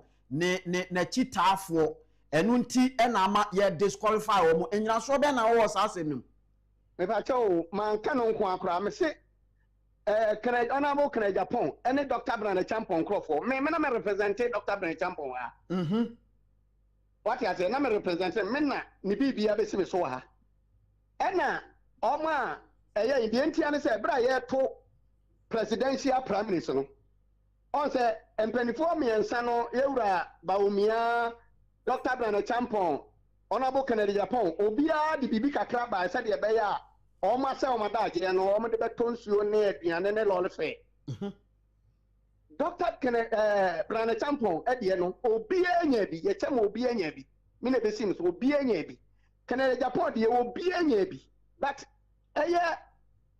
Dr. Mahmoud Baumia de no enipa eko 200 o ma ma mu bi Kojo pon kroma na che wa ma omu bi enti mi wo video mi wi am the best send during that time ye to sa aba no enkofo interview wo ma omo ka wo mi wi am the best send me dia mo no me pa no kura because o ka no kura ba tre wi ase ache but o din tura be wuntem ti bi bia me ka bia no eye no kura me wo ho adanse wo ho enu na kire se wo mo hwe mu no na ade ba ko ayanza onim so wo mo yesa no ma ka cho ze ye hwe a won to abama MP on to abama MP chese ba omia kura de ewura ba omia de omo nwene ne ho MP nko a what you say meanwhile yewura kojo opon kroma ba ye 2016 vote wa yenya ya no ne NDC ntam no na ebro 20,000 ba say si atia ba bedu 1,000 what you say 2020 so te 2024 so te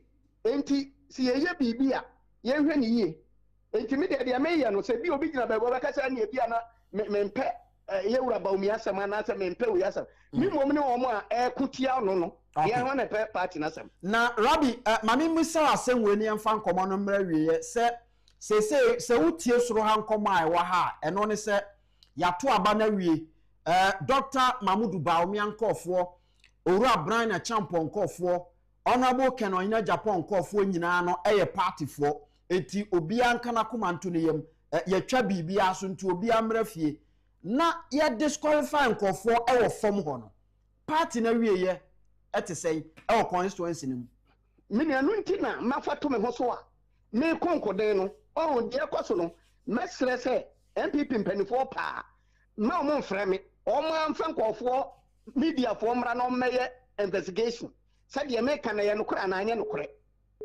ma obi amfra me o mo amra no mmewe se de me kan no no kura na anye no kure baby te sa branch ye disqualify nipa bro 21 ayire bi the whole ayire bi ne kura majority pa kura about 13 polling station omu disqualify omu ewo mu no bebre me ka be enu 10 kura what you say ntino the American me kama party mpenifo na te say ye wo opposition ni e be say dia because ye wura Dr. Brian Champon ye wie no kan ni nyina say ye nyina ye nya ba ko nkamom ye nyina ye ba ko but omo so omo ye wura Dr. Mahmoud Baomi anu momu no omo fi say de omo ye no na bebo party no enti say no na omo pa omo mfa me de me wa ha because sika na omo che ya ye wura Baomi ade no omo amma nipa ko 200 bi no obi zo mbeto abanama yewura ba umia Rabbi sa asem ne de wo so be send me video ti me twa ma video na be come sansa na ne se me ka no ya kan fa wonti me ne wo de besi ha na afei ye hwe ne a edi animu a eba emrepam mesan so aba na nkomofoforo pia ya ba bedi why me da se me anya me stop me da men so me da se we eye orura Samuel donko a ye frɛ no Rabbi a wo ye organizer edema MPP ne fa ewo ofuase ayerebi constituency nim ekoso ho anwode aba no opani enkoma ahodo a ekoso enie Mr. Nkum mame na wase na menka before me by the current one I'm say initially na discuss Dr. Nana UFE ni video ya boy say me put here no together with some ora yi kan na ka kwaye me say enioma before the primaries na the become primaries at the presidential primaries na koso no na kwaye say eyade bia na ye wo the blueprint ne da hodada ana say na ya orchestrating niema bia na ye pese ye na plan ne da ho minum ye no tena ha na ye bo tape na you a free ye doctor ene mantie bi ahia ana o kire o matutra sem o betimi adi on the election day na o ka kire o say ono no or reported directly to Dr. Mahmoud Baomi enti ba operations bia especially in the Ashanti region ono anana o lead ye keka ho nsem wa mankofo be ka so ye to aba ni wi a bibia si ye to aba wie ye o ka say Dr. Mahmoud Baomi akoshia minority MPs and to money say the party has even passed the healing stage ama ekuro na etu osono no ye mia ede wo hikuro ayem de plaster atare so amene osuna start take ball or ye jogging and just an abre say 2028 the okọ World Cup it was so ho ayedin enti nyina nim say said o mo kan no o ka say meti aka kire o say me hu ni sa but o ka say ye twam ho see a reconciliation see any reconciliation. This is a party, let me put this one down before, this is a party I lose over 2.1 million votes. Dr. Mahmoud Baumia, Chairman Stephen Timo Oyare won the baby, Chairman Bute, Yamame Retaso Bayre ene Buga me ka party in hierarchy be si General Secretary so eba from nyina agi tum say sa 2.1 million ye MPP fo a omobufu ya omankoto aba 87 se won sa hye obi anum a ye sa pa na pampam ya bi esi dan na do sa hye obi anum na wo sa ta na pampam se o pese won sa nka obi ene se won sa no obeti atofom enti we ye party a emu na nkasa no enyo dada from time na ye wa ban mu besi ene na me matena ha countless number of times I catch you say MPP is stronger when they are in opposition. MPP is united when they are in opposition. But this time around, they are proving me wrong with that assertion. Say MPP both position or me stronger, and that's why me united. Send ye who they are normal, and you're normal, and you're normal. See, the sad ye need dini pande yak na akufo-addo kwame president. Na akufo-addo kwame flag bearer. Sad ye no kwa de meti president Kufuor so a na ma sorry. Because President Kufuor in 1998 contested with Nana Addo Dankwa Akufo-Addo Osunyane. Omo bedu Accra no. President Kufuor and China Nana Akufo-Addo mra ne fie be congratulate no. Onu mom ko Nana Akufo-Addo ho. And e free ho obia no ye Nana Akufo-Addo nipa. President Kufuor ne ye adwuma automatically. Agyapong was the campaign chairman or the campaign manager for Nana Akufo-Addo in 1998. When President Kufuor became the president, he made Agyapong his spokesperson, presidential press secretary. What you say? Yeah. And se obi ye ko internal elections se be ye nyina support Dr. Mahmoud Bawumia dia adentin de koto aba. And I say obi an support no Abuka Agyapong adentin de koto aba. Esese hu se fie kura ne so yi nkatekwan ne abenkwan so se na ebidi fufu a ye wodi obi abedi obi abedi enti ese hu se MPP a mama ya kama ya ti ase se ye democracy no ye ti ase no and this is not the behavior of MPP. Oh eya no mo ya mena kwa esa sema Professor Frimpo Boati kan emribi the original MPP and the fake one no omo ya mena ya adwuma. Some of us were trying so hard to believe say the MPP is still the original MPP. But Sanema we know say what is the philosophy of the party? MPP nya party is so competition. MPP a party almost obi adwin. But this current MPP yehui and Kofu bi wo mu a asoma ye omo say se woni me nya adwin dia go to hell. Kokotako. And no be na you free ye ka say ye kwa abatwe. Yeah, share region any national. What one supported Dr. Mahmoud Bawumia no sune. And then come. Or say your kind quite dangerous said your marking. Or say as I said Dr. Mahmoud Bawumia total control of MPP. And the other election no say umoja no ye twa na say nya Bawumia say oh pray constituency regional election from constituency to national. Yes, forget it. That is what informed Dr. Mahmoud Bawumia to meet Chemaun to me and call him incoming. Because no one said Chemaun to me Mujano. Bawumia.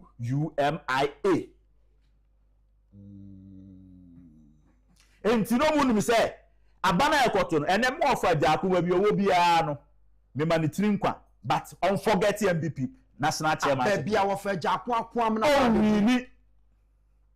With this mentality, I'll appear you a free no.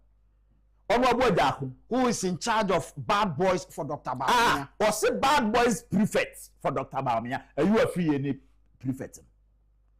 And the other country, and the other coalition, So when him say one support Dr. Mahmoud Bawumia abi nua Armstrong all pray na a regional secretary our central region Armstrong ebe ya ben say usika because the people have planned that they will not let you win. Sam Armstrong dey send for pen. And then you see enya nkrofo the one is na nkrofo mpe honorable Ken Agyapong. Omaka we see asem na pie honorable Dr. Free Let's say dia wo kan say blueprint bi wo baby no. Eye no kre say Yanti Kumana Dr. or the same chairman won't to be catch there and say. Dr. Mahmoud Bawumia Tina Yako early Congress. Okay. Or say Dr. or catch there constituency for number 2 and say because Bema Dr. Mahmoud Bawumia no nyama dead dintino. Ana yanye police station ya maintain mu nyina sa won kotoman. And I'm a certain catch there say sa election where I come. Scratch my back, I scratch your back. Albert asumani political za eno no agro no ye de eso na bere no kwa na ekọ ye ayasemo ti ma yehwe na fe etiefo ne ahwefo enso mrem na yenni nkomo enche sabato we afe will also join us na all the messages ahodo a aba no e de abrayen ma menkanfo Kingdom Herbal Center enfema se Kingdom Herbal Center Edi nupa hudo bebrabe adwaman so Kingdom Garlic Bitters no ebeboa o afa Kingdom Garlic capsules no enso beboa papa and afa ye wo Kingdom Ginseng Power Capsules ememe nyina ni da so eno no ye sign ewo eye Kingdom Super Tremendous Capsules emma modie ni o to bi nanom na beboa o ni nyina no oba eye Kingdom Herbal Center iwo Draglin okanhia ubenya no dodo atu ubetima frame ye di nkomo ewo 0275 804 064 na fe oni yedi nkomo now ebraso 0240550899 0240550899 brani ni nkomo oba no abonitiawa na fe onua nso atimi abem 0240550899 0240550899 Sabato we afe enso aye krado eti or the messages ahodo no enso e ba sisi anafe ya toaso akọ yenim okan ho e wo man 107.1 FM so nkra proprimantemo we are shaping the nation and afe eye nap radio 90.1 enso kutemu mfimfini mantemo ya frame Anthony Kofi Inkum Dazi sinipe dwumadie so ane wo no. Hello, good afternoon. Okay, ma yen twaso na fe yen kwanim. Hello, good afternoon. Hello, good afternoon. Okay, enye ye monhwe na sabato emra na yenko emre ni ho. Monhwe ma sabato emra na yenko emre ni ho. Hello, good afternoon. Hello, afternoon, Mr. Nkum. Sinopin. Kan se na fe. Udini baby afrefi na mintio. Mpache for Mr. John, we kaswa. Okay, ma mintio opani. Mr. Nkum, nsema nyema obubu nyina no. Masa ayade a wa pa na dedade. Na woni se party no person ogunu. Party no person ogunu. Because obi aljani obi nti wujiness man. Ne o person do obato mo presidential candidate nana. Nti me dem this party no person ogunu. Nti umi on no ko so sa. Mate menso meda say 0240550899. Hello, good afternoon. Pacho, good afternoon. Sinopin. Kano Senior. Udini baby afrefi na mintio.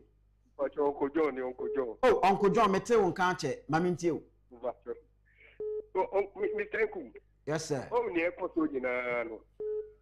Na omunim se obu ye honorable Ken Agyapong. Na honorable Ken Agyapong no. Yankopon wakanda sema mu dada na yenye nim. Nke ya mi MPP ni NDP kwa no. Ya mi pese meti obu. No mu party ne beku. MPP party no. Ye party na. Ye ka no mu tie ye no. Party ne beku. No mu beku. It is the base here. Ye chwe be koso. Ye damasi. Menso meda say Uncle John 0240550899. Hello, good afternoon. No, good afternoon, Akran. Sinopin. cancer near here. We didn't be afraid na minti. From Thomas Kazefa Sama. Tommy Yanko. Akwa musuma walking. Oh, MPP. Why are doing minimum bebre ya papa. You will be a party since 1979. They will do that. It was 72 years near Koda. Now, if a party in before was a party, young son of Huma, so a young son of Queen, unless I have Brazil, in the other party and in the Munia. Yeah, papa. She and Coffee or pro our studio home. What kind of debate? No, I need the phone warrior. Now, one castle. The monk of one more would be carried a point. Didn't me executive, being soon one of my FFB. Now, I am watching the better can watch in second Japan warrior. The way a man at the base, yeah, corner. Nobody can challenge us. It is what's the sound who goes why the whole gun and that will buy in a son of Kano. Me, as I'm about their platform, say, if you are not with the Baumia, forget there any position. It is the missing could be. I'm now the base. The catch one man, yeah, what do and even say. One more won't forget the MP. Number the base. No, the base. Leaders now would the Baumia Chinedia. Nyansa Punyansi. All right. Sorry. I know the mesro. Ma young queer name 0240550899. Hello. Good afternoon. Good afternoon. Sinupe. You can't say me. We didn't baby a free free name you. Me kasafi me. Well, I know a breaky. Jina ye na kasa. Went to me. Hello, good afternoon. Good afternoon. Sinupe. You can't say it. We didn't baby a free free name you. MPP party, no. The Penny Day, I'm the one who have you. You know, what I would be. Yeah, what's it? We did the same. Now, Casafri. Meet you. Near the base. There is a be the base. The intimidation now, one year, party, one of the Mate Oranyako from Afram Place, Medase 0240550899. Hello, good afternoon. Good afternoon. Sinupe. If I'm not coffee or say who could do for. Okay, Safri. Because free barrier. Mamintio. Obufolu so obey advertise ku muni and if you won't face it omo ye marking nime gwasi you see ngwasi na come na the base dey it doesn't change now so pintin if you say ade machi ma me na kofi o se kudu fo nko to ba ma obi a omo brother omi adwuma da aka Agyapong obi adwuma ohinipa 7,000 and over no obi a no oti ni ma me papa nche say ade ni o no be nyiska Debbie abe ne de atwesan ma me why ho nana kofi where you from? Hello, good afternoon. Good afternoon. Sinupe. You can't send me a tina. Who did baby a free na minti? Your family are Abraham Mika Safi Gomo Assembly. Maminti Abraham. No quarry about Cope. As far as the person system bring it. Baumia say, your papa can be Agyapong. So the now one day, and I maybe be a cotanetia. And yet, the Baumia be a president or Ghana, the Gerada. And to your papa can be Agyapong say. Tam be a couple of friends say, baby, on power mangan and cono. On fanco, yet you are registered that or the base. Into your threat, your papa can be Agyapong. On Chino, Sanda Dana Muda and Coffin. On Chino, no share Nyakupo Pesa or the Ghana Kodu with a Martin Amisram.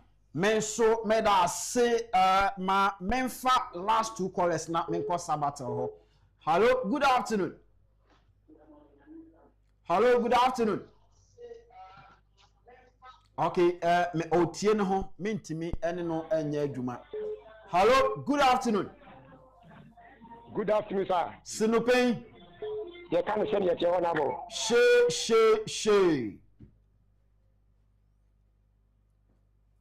Shay Adebayo oh Shay entimi enyina so ti mame fa last one na me fancy. Hello, good afternoon. Hello, good afternoon. Ono so entimi enyina so ti mame fancy. Hello, good afternoon. Afternoon, No Pein. You can't say the TFP. We didn't baby our free your last caller. Your family chairman task, Mr. What you are saying, Chairman, my mean you. Mr. Enkum, at the Sediana, Papa Baumia. Maybe a police station chairman of Yanku. Now, my year, to say a month or two, people to air Casano.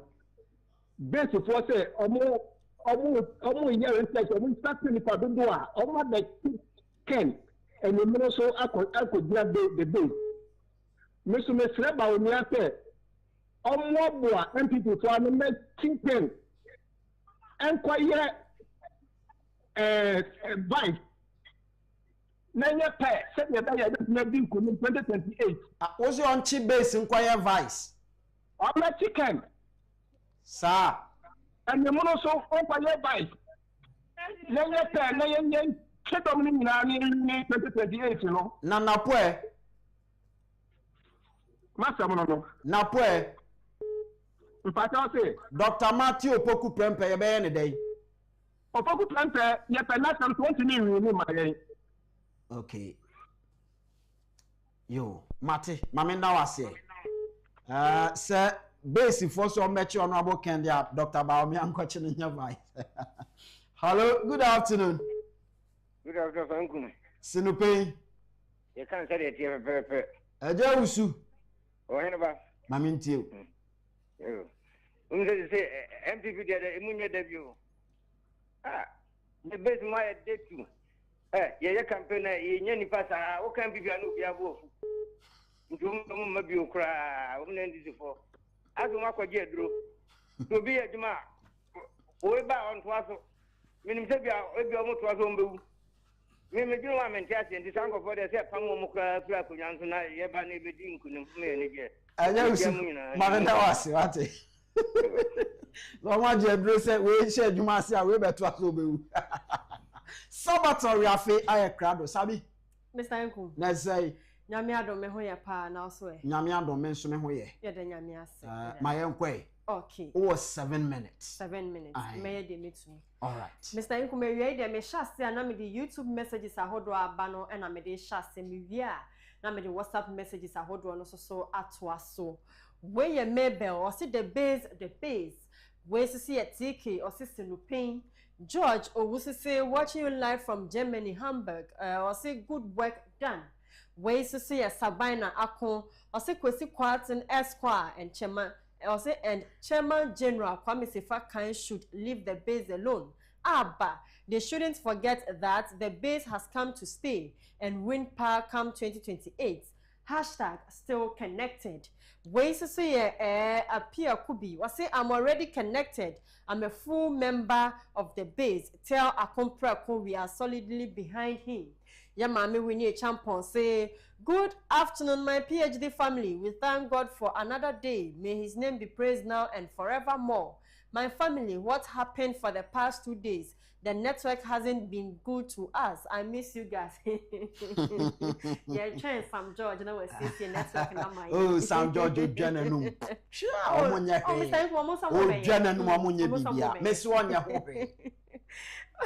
we see a Joshua Mensa, I say No Pein, yeah, mommy, we need a champion. We say No Pein pay as it is. Don't be afraid. So far as you know what you're saying, I say is the truth. Be courageous and say it loud with boldness. Truth will set you free. Love you always. Kencity shaping. I say no shaking. Okay. Vincent Tete say this program is the only hottest program in Ghana today. Mr. Inkum, thank you for your boldness. Ways to say Albert Hagan or say good afternoon, No Pein. Or say No Pein family. The base Ghana first. The base no size. The base power. Ways so appear could be beyond say NDC and NPP are birds of the same feathers.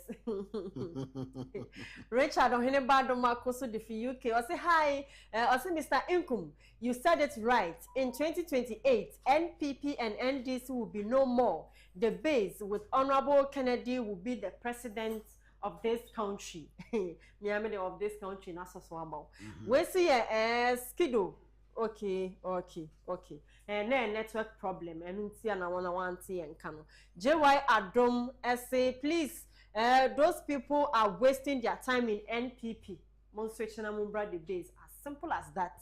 Ebenezer Dia say, Mister, please, stop defending NPP. Both parties are not helping ordinary Ghanaians. That is why the base is coming to save the nation. With Honorable Kennedy, the base, Ghana first. The not base, just no, Sini Payne Mr. Asmaniana. No, Sini Payne Mr. Asmani. Or say Mr. Asmani, defend it. Oh, say please, stop. Let's say, I dare Bakwa Ed or Ghana Hapa, prepaid it all. And who defend the MPP. And the network.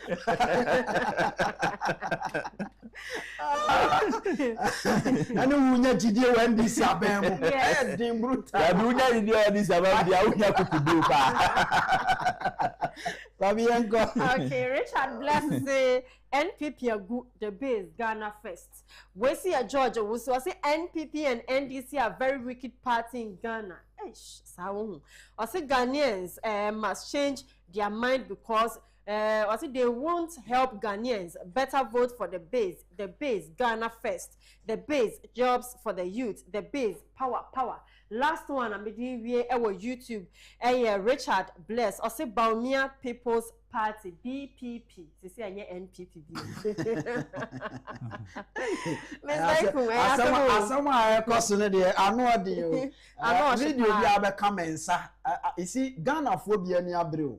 And said those days now, Bibia Betimia Sineko and the Bibia Besibiano goes into the archives of a friend is saying social media. Also, it doesn't forget. It doesn't forget. Sabi, my Antoaso. Mamefa WhatsApp kakra and Twaso. We say, good afternoon, Mr. Inkum. Assembly election is purely political. Everyone is aware. So we shouldn't pretend. This message is from friends of Kencity Media. I have given you what the Ghana Constitution is saying. You are the one pretending. And you're political. You are making it political. Yeah. And such people will never allow you guys. Okay. Well, it's a good afternoon, No Pein. Please, thanks for your good work. Please, the politicians, the engineers, and the contractors, 80% are to take the blame for the also for the flooding in Accra and some parts of Ghana. The outlet to the also to the Sea of Sakumono Lagoon needs an urgent drainage system. Otherwise, the next rains will cause a big problem. Or say Honorable Agyapong will not tolerate this kind of nonsense in the system. He is the best PhD holder in Ghana. The base all the way. Where you need edifitema and a buyer. We say, where the message? Say message does so I ain't mean kind. Aye. We say good afternoon to you all guys. I say you are doing a great job. Your editorial is what our leaders need. Let's put NDC and NPP away. And the base is the only solution Ghana needs. I say I'm Fifi from Agyapong, Ghana. We say good afternoon, No Pein crew. I say, in fact, Ghana needs somebody like Honorable Kennedy Agyapong, who is not corrupt and have Ghana at heart, to change our mindset. Where you could Kwanzaa, I say watching you live from Awutua Fada near Bojiase. Where say good afternoon, Mr. Inkum.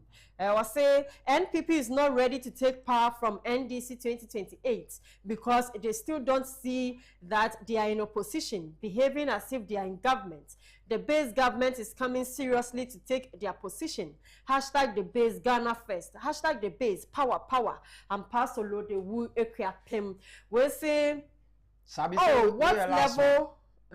Okay, last two, you're fast. Okay, I say, oh, what level of hypocrisy is this being displayed to break their party further by NPP MPs in Ashanti? I say, for instance, whatsoever to complete. I say, for instance, okay, while NPP government was in power for 8 years, made no effort whatsoever to complete the Afari military hospital. Now in opposition, they are shamelessly mobilizing themselves to go and weed around this abandoned hospital project. The base come quickly to save us. Paul, Edifi Ashali Boche, and I buy last one. Way Enamidi area. We say all the disqualified candidates of NPP kindly move with your family members and join the base because NPP is not ready for power. Where your chief Eddie Friterman. Mr. Yokumedi we say. Sabi mami no wase ene eye obi so a birthday ti ma yen fanen to so na fe tentem so yen ko eno ne da so no. We eye Fiona Nana Ekwia Owusua Boafo. Fiona Nana Ekwia Owusua Boafo. Happy birthday going out to you. Nyankopon shira na fe onye okese pa we every sabato we afe ho na eba ede ema wo. Now ebra so se di esi na fe esi form. Now openi ye call way from lawyer Kweku Amo or good delivery. You guys have made my day. Lawyer say we're making a day. Yes, lawyer. Yes, Mr. Nkum, me person me end with gentleman and din komo from Ofuanse Ayirebi. Okay. Utie nsem na okeka no. Na se sapa na tie on the ground sir. Then MPP is preparing themselves to remain in opposition. Medical Cultural said this is a party from the flag bearer to the last polling station executive Jitumu say the 2.1 million people na to abamo eye MPP foa omubufu yo omunyene kasa say your party for no man koto your party for no man koto. And let me sound this warning and this caution to all MPP members. Let no one think say yenye me buga ni wia ye be sa ba be you cannot you see the tribalistic of a fool one press. Yes, so okwasia wia no yitia so mpire enti say wadwen say wo de katahye be wura ma ye de opa President Kufuor asem no kan no say it is better to be a messenger in a ruling party than to become a general secretary in opposition. Right. So one person would deposit constituency chairman and the regional chairman, national chairman, no opposition there. They should continue with this. If they really want to come back to power, this is a golden opportunity for them. I've always said that 2028 is bright for MPP than NDC. Okay. Though NDC is in power. But someone who said they were not penny for and quite dream. No, we are said in the past, 2028. We'll be here and we'll be singing we are the new patriotic party but near to opposition. Yeah, that's so okay. Albert Asumani, political czar, and no, your friend Anthony Kofi Nkum Dazi, thank you for being part of the show. Yeah, that Munina was in Yankopo Yard Metna, Besamba, na Yatwaso. Young fast down Emma Kingdom Herbal Center, so I didn't do Pahu doing na Ebeboyen. See No Pein, you come send your etie. We are out.